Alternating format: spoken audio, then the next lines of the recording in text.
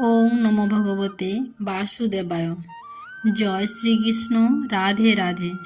নমস্কার দর্শক বন্ধুরা, ধর্মকথা চ্যানেলে জানাই আপনাদের সকলকে সুস্বাগতম। আশা করছি ঈশ্বরের কৃপায় সকলে ভালো আছেন এবং সুস্থ আছেন। বন্ধুরা, আজ 10ই জানুয়ারি 25শে পৌষ শুক্রবার। আজকের দিনই সম্পন্ন হচ্ছে এই বছরের প্রথম একাদশী, পৌষ পুত্রদা একাদশী। যে একাদশী পালন করলে নিঃসন্তান দম্পতির সন্তান লাভ হয়, পুত্র সন্তান চাইলে পুত্র সন্তান হয় এবং সর্বোপরি সন্তান সন্ততি ও পরিবারের কল্যাণ হয়। তাই অনেকেই হয়তো আজকের দিনে এই একাদশীর ব্রত পালন করছেন। এই প্রসঙ্গে আপনাদের জানাই যে এই পৌষ পুত্রদা একাদশী এই বছর গতকাল সকাল 11:46 থেকে শুরু হয়েছে, যা থাকবে আজ 9:38 পর্যন্ত। গতকাল শুরু হলেও উদয়া তিথি মেনে এই পৌষ পুত্রদা একাদশীর যাবতীয় পালনীয় বিধি, ব্রত, উপবাস সমস্ত কিছুই আজ শুক্রবার দিন সম্পন্ন করা প্রয়োজন। যারা এই একাদশীর ব্রত পালন করছেন, উপবাস রাখছেন, তাদের ক্ষেত্রে যে উপবাস ভঙ্গের ক্রিয়া বা পালন ক্রিয়া তা সম্পন্ন করা প্রয়োজন আগামীকাল 26শে পৌষ 11ই জানুয়ারি শনিবার দিন সকাল 7:44 মধ্যে সম্পন্ন করা প্রয়োজন। বন্ধুরা, প্রত্যেকটি একাদশী শ্রী হরিবিষ্ণুর নামে সম্পন্ন করা হয়। একাদশীর মূল উদ্দেশ্য হল ভগবান শ্রী হরিকে নিরন্তর স্মরণ করা। বন্ধুরা, আজ যদি আপনি এই পুত্রদা একাদশী ব্রত পালন করতে পারেন তাহলে খুবই ভালো।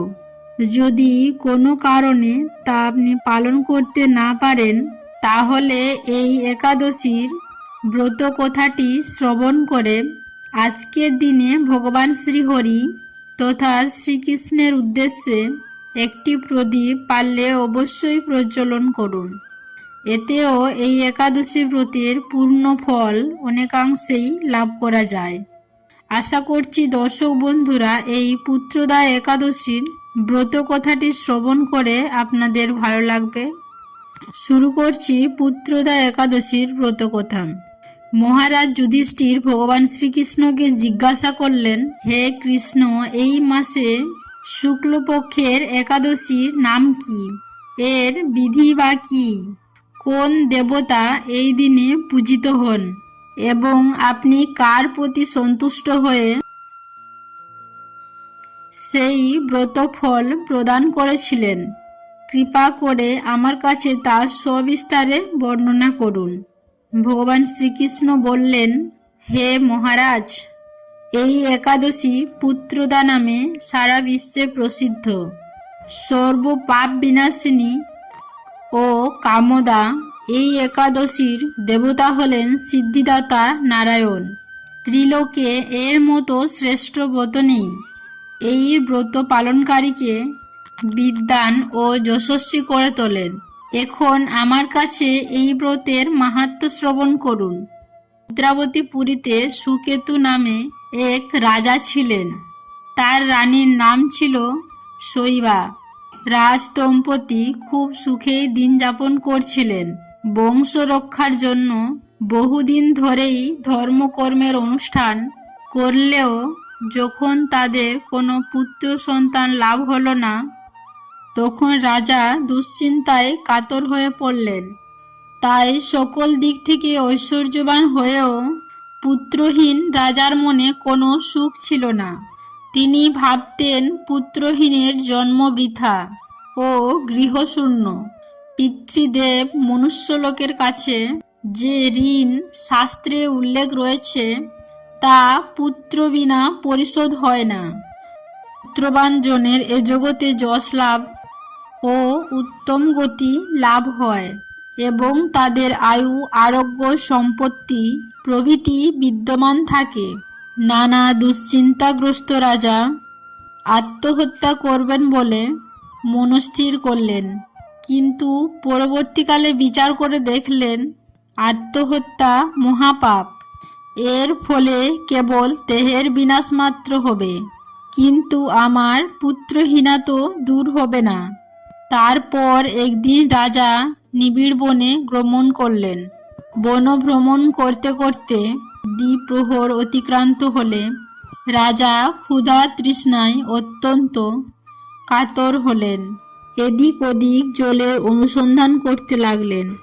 তিনি খুব একটি সুন্দর সরোবর দেখতে পেলেন। সরোবরের কাছে মুনিদের একটি আশ্রম ছিল। তিনি সেখানে উপস্থিত হলেন। সরোবরের তীরে মুনিগণরা তখন বেদ পাঠ করছিলেন। মুনিদের শ্রীচরণে রাজা প্রণাম জানালেন। এরপর মুনিরা রাজাকে বললেন, হে মহারাজ, আমরা আপনার প্রতি প্রসন্ন হয়েছি। আপনার কি প্রার্থনা আমাদের নির্দ্বিধায় বলতে পারেন। রাজা তখন বললেন, আপনারা কারা আর কি জন্যই বা এই সরোবরের তীরে সমবেত হয়েছেন। তখন মুনিগণ বললেন, হে মহারাজ, আমরা বিশ্বদেব নামে প্রসিদ্ধ এই সরোবরে স্নান করতে এসেছি। আজ থেকে 5 দিন পরেই মাঘের শুভারম্ভ হবে। আজ পুত্রদা একাদশী তিথি। পুত্রদান করে বলেই এই একাদশীর নাম পুত্রদা। তাদের কথা শুনে মহারাজ বললেন, হে মুনিবৃন্দ, আমি অপুত্রক, পুত্র কামনায় অধীর হয়ে পড়েছি। এখন আপনাদের দেখে আমার হৃদয়ে আশার সঞ্চার হয়েছে। এই দুর্ভাগা পুত্রহীনের প্রতি করুণা করে একটি পুত্র প্রদান করুন। মুনিগণ তখন বললেন, হে মহারাজ, আজ সেই পুত্রদা একাদশী তিথি, তাই এক্ষুনি আপনি এই ব্রত পালন করুন। ভগবান শ্রী বিষ্ণুর আশীর্বাদে আপনার পুত্র লাভ হবে। মুনিদের কথা শোনার পর যথাবিধানে রাজা কেবল ফলমূলাদি আহার করে এই পুত্রদা ব্রত অনুষ্ঠান করলেন। দ্বাদশী দিনে উপযুক্ত সময়ে শস্যাদি সহযোগে পালন করলেন।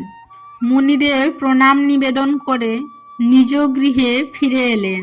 ব্রতের প্রভাবে রাজার যথাসময়ে একটি তেজস্বী পুত্র লাভ হল। হে মহারাজ, এই ব্রত সকলেরই পালন করা কর্তব্য। মানব কল্যাণ কামনায় আপনার কাছে আমি এই ব্রত কথা বর্ণনা করলাম। নিষ্ঠা সহকারে যারা এই পুত্রদা একাদশী ব্রত পালন করবে, তারা যে শুধু সন্তান লাভ করবে তাই নয়, তারা পুত নামক নরক থেকে পরিত্রাণ লাভ করবে। আর এই ব্রত কথা শ্রবণ কীর্তনে অগ্নিষ্টম যজ্ঞের ফল পাওয়া যায়। ব্রহ্মাণ্ড পুরাণে এর মাহাত্ম্য কথা বর্ণনা করা হয়েছে। এই ব্রত মাহাত্ম্য যিনি পাঠ বা শ্রবণ করবেন, তিনি সমস্ত পাপ থেকে মুক্ত হবেন এবং পুত্র সুখ ভোগ করে অবশেষে দিব্যধাম প্রাপ্ত হবেন। আশা করছি দর্শক বন্ধুরা, এই পুত্রদা একাদশীর ব্রত কথাটি শ্রবণ করে আপনাদের ভালো লেগেছে। ভালো লাগলে অবশ্যই একটি লাইক করবেন, পারলে শেয়ার করবেন। যদি পারেন তাহলে আজকের দিনে একটি প্রদীপ বা ধূপকাঠি ভগবান শ্রীকৃষ্ণের বা শ্রী বিষ্ণুর চরণে নিবেদন করতে ভুলবেন না। সকলেই ভালো থাকবেন, সুস্থ থাকবেন, এই কামনা করে আজকের এই ভিডিওটি আমি এখানেই শেষ করলাম। নমস্কার ও ধন্যবাদ। ঈশ্বর আপনাদের মঙ্গল করুক।